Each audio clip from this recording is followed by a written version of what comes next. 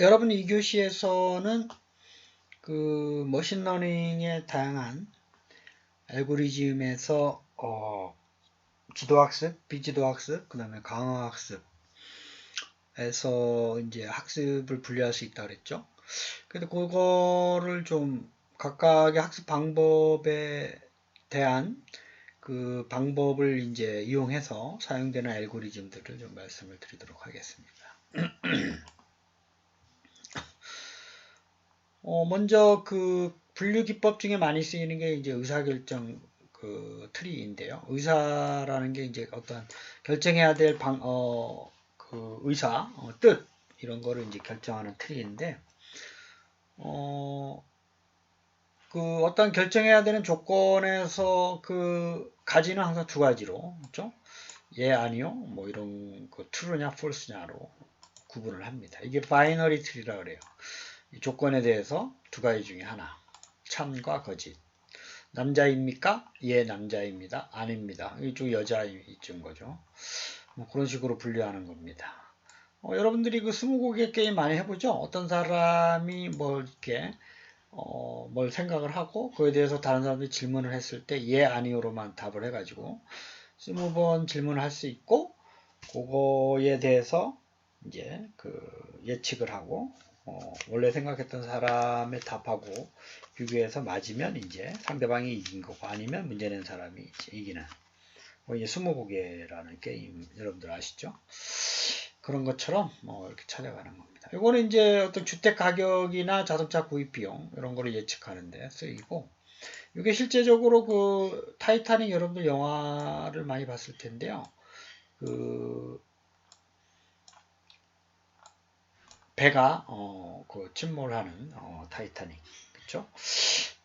그 당시에 여러분들이 영화 속에서는 그 거의 모든 사람들이 이제 생존 사망한 걸로 나와 있지만 사실 그 모스 기호를 모스 그 무선 눈으로 통신해 가지고 그래도 그 당시에 기술을 가지고는 상당히 많은 사람들이 생존했어요. 근데 그거를 좀 이 전체적으로 생존하고 사망한 사람들을 분류하는 이제 그 디시전 트리였는데요. 이게 많이 활용이 좀 되고 있습니다. 그래서 처음에 남자인가를 물어봤을 때 그 남자가 좀 많이 좀 사망을 했어요. 그 여자가 이제 36%그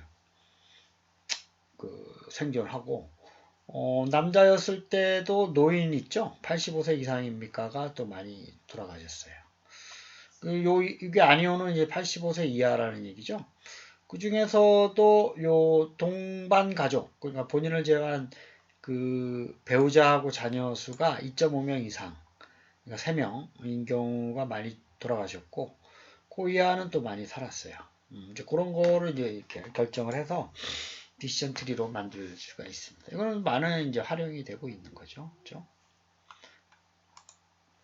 그 다음에 이제 두 번째로 좀 많이 쓰이는 게 SVM이라는 건데, 이건 사실은 1990년도에 개발이 된 이것도 이제 두 개 중에 하나로 분류하는 겁니다. 그래서 바이너리 클래시파이어라 그러는데, 물론 이제 XY 좌표에 대해서 어떤 특성이 있겠죠. 뭐 예를 들어서 키와 몸무게가 이렇게 되면 뭐 여성 아니면 이렇게 되면 남성. 그렇죠? 아니면 내년에 주택 가격이 뭐 어떤 두 가지 변수를 가지고 내릴 것이다, 오를 것이다. 뭐 자동차 구입 비용이 내년에 뭐 어떤 조건을 가지고 뭐 내릴 것이다, 오를 것이다. 뭐 이런 식으로 분류하는 방법이에요. 그래서 이제 그렇게 분류할 때 사실은 이제 뭐 모든 데이터들이 다 이게 파란색하고 빨간색이 정확하게 이걸 구분하는 이 선을 찾아내는 게 여기 SVM에서의 최대의 그 목적인데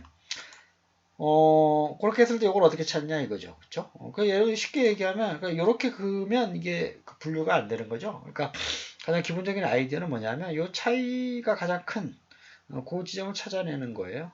그쵸?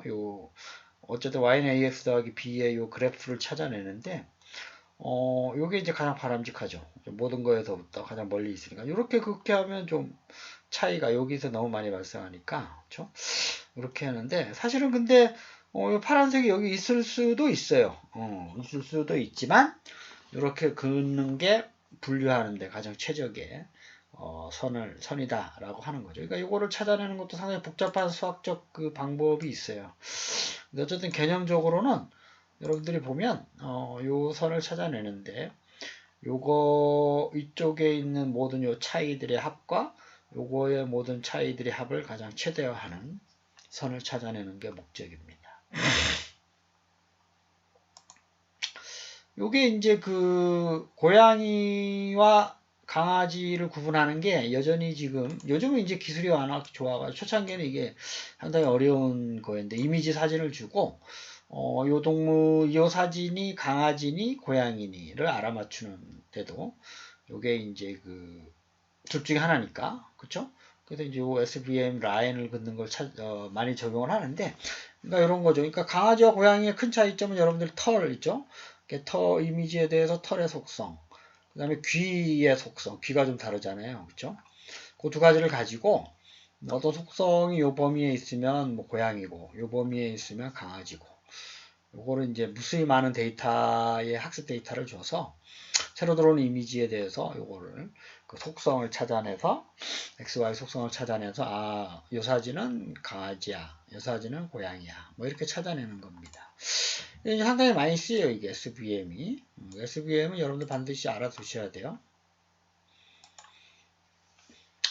자, 그 다음에 그 KNN이라고 하는데요. 줄여서 Nearest Neighbor, 가장 가까운 이웃을 찾는 건데 이거는 SVM보다 좀 먼저 좀 이제 시작이 됐어요. 아이디어가. 그룹핑 이제 어쨌든 분류하는 건데 요거 이제 세 개이죠. 그러니까 요거를 이제 그 중앙점이라고 보고 홀수계를 이렇게 만들어요. 홀수계를. 그러면서 새로 들어온 놈이 요 놈하고 가깝게 있니, 요 놈하고 가깝게 있니, 그쵸? 그걸 찾아내는 겁니다. 그래서 요 놈은 이제 요 놈하고 가까이 있죠? 이렇게. 이게 세 개니까 다섯 개를 이렇게 그어가지고, 그죠?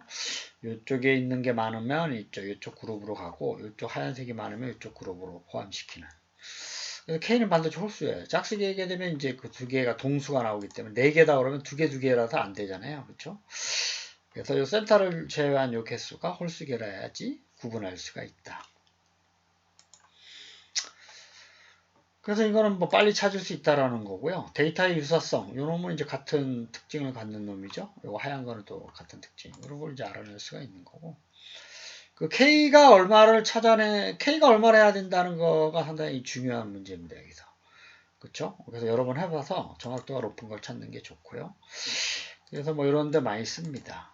얼굴 인식, 글자 인식, 뭐 이게 병 진단, 그 다음에 뭐 주식시장 예측 이런 데 많이 쓰이고 있습니다. 그 다음에 이제 분류하는 것 중에 클러스터링이라는데 여러분들 클러스터와 클러스터링의 그 의미를 보면 이제 여러분들 이제 그 마트에 가면 과일이 클러스터링이 제일 잘 돼 있는 것들 중에 하나죠. 그렇죠? 그러니까 바나나는 바나나끼리, 뭐 사과는 사과, 토마토는 토마토 이렇게 돼 있지. 이게 막 뒤죽박죽 섞여 있으면 안 되잖아요. 그렇죠? 이게 대표적인 클러스터링이 된 겁니다. 그러니까 이런 식으로 클러스터링을 하는 거예요. 그렇죠? 그래서 이제 분류를 하는 건데 대표적으로 이제 이렇게 이것도 마찬가지로 어떤 두 가지 속성을 사전에 정의해서 요거는 이제 한눈에 봐도 같은 속성이고 근데 이제 요거는 좀 애매하지만 어쨌든 요렇게 세 개로 나눠라 그러면 이렇게 같은 그룹. 물론 이제 뭐 이런 거 같은 경우는 애매하긴 하지만 이쪽에 속할지 이쪽에 속할지 그것도 좀 방법이 있어요. 그죠? 여러 가지 방법들이 알고리즘들이 있고 그 다음에 이제 비지도 학습. 요거 같은 경우는 여태까지는 그 입력 데이터와 출력 데이터를 주고 학습하는 모델이라고 그랬죠. 근데 요번에는 비지도 학습은 결과값을 안 줘요. 그러니까 요거에 사과한지를 안 줘요. 그래서 데이터만 주고 요거를 이제 학습을 하는 거죠. 얘와 얘는 비슷하구나. 그래서 하나로 보고 요거는 비슷하구나. 요거는 이제 우리가 몇 개 안 되니까 눈으로 확실히 보이잖아요. 주어진 입력 데이터를 가지고 스스로 학습을 해서 분류하는 이런 방법이 unsupervised learning의 머신러닝 방법입니다. 그렇죠? 지도가 그 비지도라는 게 지도하지 않는 건데 출력에 대한 데이터가 없어요. 그게 이제 말 그대로 지도가 아니라 비지도. 그렇죠? 출력 정보를 입력해주면 지도. 출력 정보를 입력하지 않으면 비지도 학습이라고 얘기를 합니다. 근데 요거는 이제 뭐 비슷한 성향의 고객을 묶는 거, 뭐 블로그에서 주제 묶는 거, 뭐 꽃이나 동물끼리 묶는 거, 뭐 이런 데도 많이 쓰이고 있습니다. 그래서 주요 비지도 학습은 그 K-평균 클러스터링, 가우스라는 사람의 혼합 모델, 계층적 클러스터링, 추천 시스템 등에 많이 쓰이고 있어요. 그래서 K-민지 클러스터링은 아까 KNN하고 이제 뭐 비슷한 아이디어이긴 한데, 이게 두 가지 좌표에 대해서 결과값이 없는 경우에는 자기가 스스로 이걸 찾아요. 센터를 중심으로 해가지고 조금씩 묶어 나가는 거죠. 그런 아이디어입니다. 그래서 이제 요 출력 데이터가 없는 경우, 아까는 그 출력 데이터가 있는 경우는 요거를 찾는 게 그래도 좀 쉬운데, 출력 데이터가 없는 경우는 이제 이미 한 점을 센터로 잡고 그거와 가까이 있는 거를 순서대로 이렇게 묶어 나가요. 그래서 이건 하나, 두 개, 세 개, 네 개로 분류한 예제죠. 그렇죠? 그래서 이것도 뭐 다양한 아이디어들이 있고 이제 알고리즘들이 있는데, 기본적인 아이디어는 여기서 어쨌든 랜덤하게 하나 잡고 얘가 잡힐 수도 있지만 결국 이렇게 하다 보면 얘가 센터가 되고 이게 모여요. 이제 그렇게 하는 방법이 이제 민지 방법이 있고 뭐 여러 가지 방법들이 있습니다. 이것도 이거 K 민지 방법이죠. 그렇죠? 원래는 이 데이터 가지고 이렇게 두 개로 이제 분류하는 건데, 이거는 이제 K 값이 뭐냐가 이게 두 개씩 잡아가는, 그렇죠? 묶으면서 잡아가는 방법입니다. 그래서 K-민지라는 게 비지도 학습에서의 그 그룹핑 방법인데, 분류 방법인데, 상당히 많이 쓰입니다. 데이터를 분류하거나 성향을 분석할 때도 쓰고, 그 다음에 그 전자상거래에서 그 고객의 구매 이력 가지고 분류하는 방법, 그 다음에 그 질병과 치료를 위한 패턴 탐지 방법, 그 유사한 이미지를 그룹화하는 방법, 뭐 신용카드 사기 탐지를 하는 방법, 그 매출액 가지고 회사 분류하는 방법, 그 다음에 요 보안과 관련돼서 그렇죠? 이상한 악의적인 그 트래픽이 들어오는 거 탐지하는, 그 다음에 뭐 폭풍을 예측하는 알고리즘들, 그래서 다양하게 쓰이고 있습니다.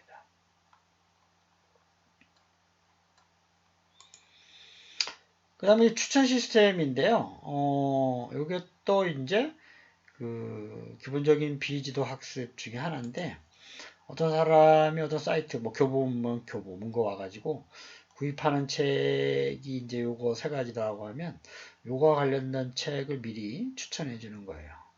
이 사람도 뭐 이렇게 세 개, 이렇게 세 개.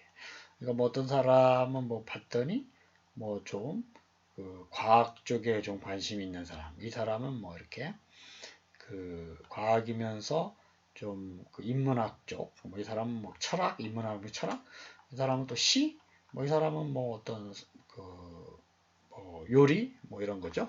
그래서 그 요거는 결과값이 없더라도 요 데이터를 가지고 스스로 학습하면서 그 A, B, C, D, E라면 그러니까 각각의 사람들에 대해서 선호하는 책에 대한 거를 그룹핑을 할 수 있겠죠. 물론 이제 뭐 모든 다양한 분야에서 뭐 다 관심이 있는 사람도 물론 있지만, 보통 보면 전자상거래 이제 교보문고 와가지고 구입하는 내역을 분석을 해보면 거의 요 출력을 입력 데이터를 안 하더라도 비지도 학습 방법에 의해서 어느 정도 이 사람한테 추천할 수 있는 새로운 책이 왔을 때, 뭐 이제 요리책이다 그러면 이제 이분이 좋아하는 것 중에 하나고, 이분은 뭐 철학책이다 그러면 철학책을 미리 추천해주는. 이게 이제 추천이라는 게 레커멘드고, 추천해주는 것 레커멘더 이하를 붙여가지고.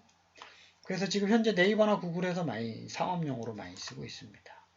그 다음에 뭐 이거 뭐 책이나 동영상뿐만 아니라 뭐 맛있는 거, 그 다음에 뭐 관련 이 사람이 뭐 이렇게 전문직이다 그러면 연구와 관련된 기사, 그 다음에 뭐 좀 펀드 매니저다 그러면 금융 서비스를 추천해 주는데 많이 쓰고 있는 방법입니다. 이게 대표적으로 이제 그 실제 활용되고 있는 도서 검색, 그렇죠? 이제 교보문고에서 보면 이 사람이 검색하거나 구매한 내력이 있으니까 그걸 이제 비지도 학습 방법으로 학습을 해서 추천해주는. 그러면서 이 사람이 별도로 검색을 추가적으로 안 하더라도 이 책을 보고 구입할 수 있는 거를 유도하는 거죠. 유도하는 겁니다. 이제 어떤 사람이 이제 이런 컴퓨팅 분야에 관심이 많은 거죠. 이런 언플레이드 노고, 사고력, 뭐 이런 데 관심이 있으면 신간이 나오면 이 사람한테 다시 사이트에 들어왔을 때, 로그인 해가지고 들어왔을 때 알려주는. 여기 이제 효율적인 상업 비즈니스를 높일 수 있는 데 많이 쓰이고 있습니다. 그 외에도 지금 책에는 가우스, 뭐 게트니 클러스터링, 뭐 요게 요 프린시플 컴포넌트 어널리시스라고 하는 게 이것도 많이 좀 쓰이는 건데 우리나라 말은 주성분 분석. 그렇죠? 이게 주요 여러 가지 독립 변수들과 그 종속 변수를 구분했을 때 비슷한 요인에 해당되는 독립 변수들을 묶어서 주성분이 뭔지를 분석을 해요. 그래서 이제 그놈이 이제 핵심적인 그 어떠한 매개 변수 역할을 할 수가 있기 때문에 그 변수를 찾아내는 거죠. 그렇죠? 이게 이제 주성분 분석입니다. 그다음에 요 SNE는 다소 복잡한 건데요. 확률 스토캐스틱이라고 하는 게 확률적 이론을 기반으로 하는 거예요. 확률과 수학 통계. 그런 걸 기반으로 해가지고 그 네이버와 임베딩 알고리즘을 찾아가 나가면서 분류해주는 복잡한 방법이 있습니다. 그래서 우리가 1교시 때도 말씀을 드렸지만 지도학습과 비지도학습의 차이점은 뭐냐 하면 지도학습은 어떠한 입력값과 그거에 해당하는 페어된 출력값이 존재하는 거죠. 그걸 가지고 스스로 이제 학습하도록 하는 거고, 이 출력값이 없는 경우 있어요. 그런 경우는 비지도학습 가지고 그 안에 있는 입력값들끼리 비교를 해서 스스로 학습하는 그 규칙을 찾아내야 되는 거죠. 그게 이제 뭐 중요한 그 두 가지의 차이점. 그래서 이제 얘가 좀 이제 다소 덜 정확하다. 얘가 좀 더 정확하다라는 거죠. 이제 이미 출력값을 가지고 학습을 한 거가 출력값이 아닌 걸로 스스로 학습하는 것과는 이제 정확도가 차이가 많이 나는 거고 얘가 또 복잡하죠. 그래서 이제 분류회기는 대표적인 지도학습이고요. 그 다음에 요 클러스터링과 추천 시스템 아까 앞에서 설명했던 이게 대표적인 비지도학습 그 서비스에 들어가는 머신러닝 기법입니다. 그래서 이제 요거를 좀 구분해서 좀 외우셔야 돼요. 그렇죠? 지도학습과 비지도학습의 차이점. 그 다음에 이제 세 번째 마지막으로 이제 강화학습이라는 게 있어요. 그러니까 머신러닝에서 학습은 지도학습, 비지도학습, 그 다음에 세 번째, reinforcement learning이라는 거예요. 강화학습. 그러니까 이거는 뭐냐면, 우리가 읽으시자도 잠깐 말씀드렸지만, 잘하면 상 주고 못하면 벌을 줘요. 그래서 잘하는 방향으로 가서 결론을 이끌어낼 수 있도록 해주는 이제 알고리즘이라고 생각을 하시면 됩니다. 그렇죠?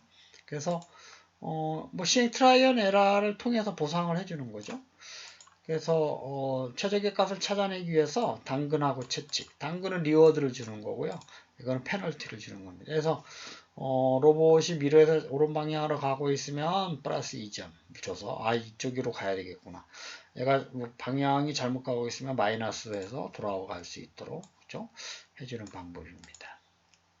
이게 대표적인 또 로봇이 미러찾기 게임에서 많이 쓰는 방법이고요. 그래서 이게 이제 이것도 이제 지도학습과는 좀 다르게 그 입출력이 쌍으로 학습하는 그 지도학습과는 좀 다른 방법입니다. 그래서 이제 어떠한 거를 관찰해 가지고 보상을 해주거나 페널티를 줘서 계속 보상이 높은 쪽으로 갈 수 있도록. 그래서 뭐 로봇뿐만 아니라 통신, 엘리베이터, 체스 게임, 바둑 게임에 많이 썼었어요. 알파고도 강화학습 방법에 머신러닝 알고리즘을 썼습니다. 그렇죠? 바둑을 스스로 학습할 때 바둑을 둬서 이렇게 가면 지는 거야. 그렇죠? 이쪽으로 가면 이기는 거야 라는 거를 계속 이제 알려주면서 수를 결정할 수 있도록. 그렇죠? 그래서 요즘 나오는 게임에서는 거의 이 강화학습 방법이 많이 적용이 돼가지고 어떠한 그 목적이 있죠. 게임도 적을 이제 뭐 성을 뭐 이렇게 탈환한다든가 아니면 뭐 적을 어떻게 곤란에 빠지게 하는 그런 여러 가지 다양한 결정에 있어서 컴퓨터가 나하고 싸운다 그러면 컴퓨터는 스스로 그 앞에서 한 거를 이제 가는 방향이 좋은 방향인지를 학습해서 그 다음에 똑같은 조건에서는 그쪽으로 안 갈 수 있도록 가지 말게 해주는 방법이 이제 요 강화 학습 방법입니다. 그 다음에 요 베이지안 정리는 여러분 좀 어려운 얘기이긴 하지만 베이지라는 사람이 만든 요 조건부 확률, 그렇죠? X라는 사건이 일어났을 때 Y가 일어날 확률은 X라는 사건이 일어났을 때 X와 Y가 같이 일어날 확률이에요. 요거는 이제 다시 Y가 일어났을 때 X가 일어날 확률. PY, Y가 일어날 확률에다가. 근데 이제 사실은 이제 요거를 구하기 위해서 얘를 알아야 되는데, 얘는 알기 쉬워요. 얘가 어려워요. 인 경우, 요걸 이제 이렇게 이항해서 나눠주면 얘를 구할 수 있죠. 그런 경우가 이제 베이지 정리의 기본적인 아이디어인데, 이게 이제 과거의 데이터를 가지고 미래를 예측하는 모델입니다. 여태까지의 이제 많은 데이터를 가지고 새로 들어온 환자에 대해서 어떨 것이다라고 예측을 하는 거죠. 그래서 요거는 이제 우리 머신러닝뿐만 아니라 경제학과 통계학에도 많이 쓰는 이론입니다. 이게 베이지안 시어리요.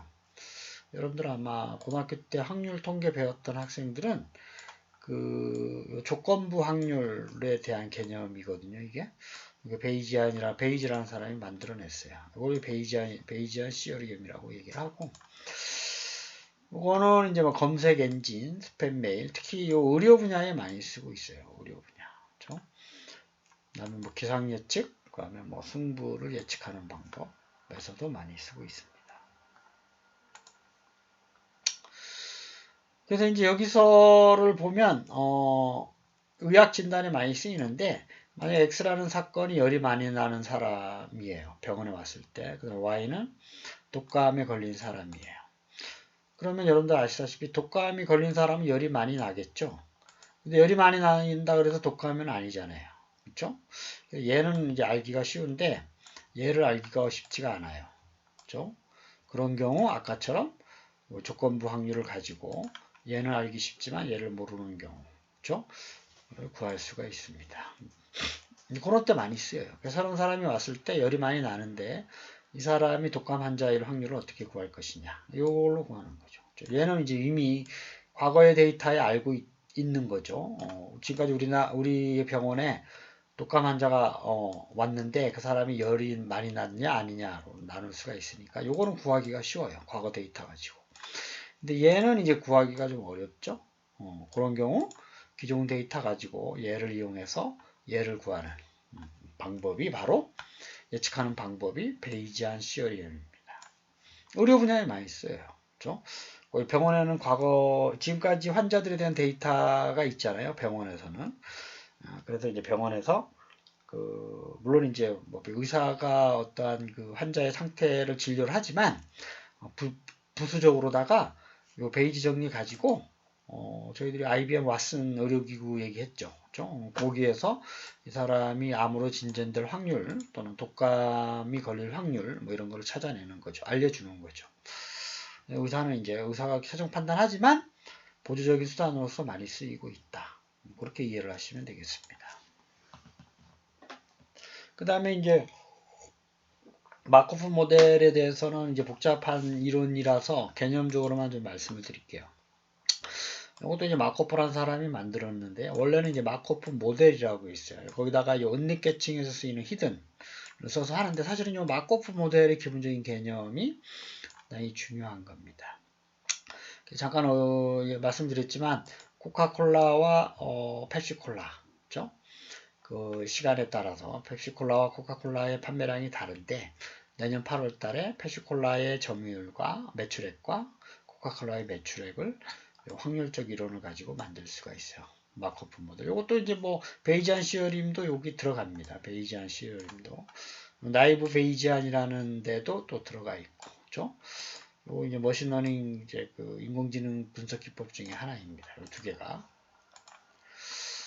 그래서 뭐 그 상당히 데이터 많은 경우 통계적으로 분석할 때 많이 쓰고 음성인식 자연어 처리에 많이 활용이 되고 있습니다. 그 다음에 이제 그 여러분들 이제 마지막 네 번째 과제인데요. 마지막 과제가 될 것 같습니다, 여러분. 지금 했던 방법대로 학번 이름 적고 에드모드 포스트를 하고요. 이 영상이 뭐냐 하면 그 마찬가지로 그 좀 저희가 말씀드렸었던 여기 그 이교시 때 얘기했었던 것들에 대해서 여기 그 이분이 이제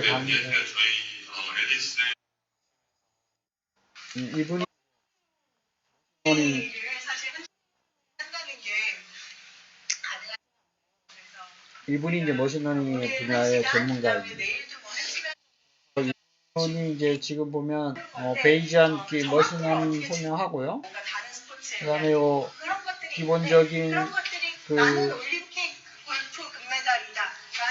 선형적 예측 분석뿐만 아니라 리니어 리그레이션을 설명하고 있죠. 이 사람이 지금 어려운 건 빼고 쉬운 거를 좀 설명하고 있으니까 이제 문자 인식하는 거 생각해가지고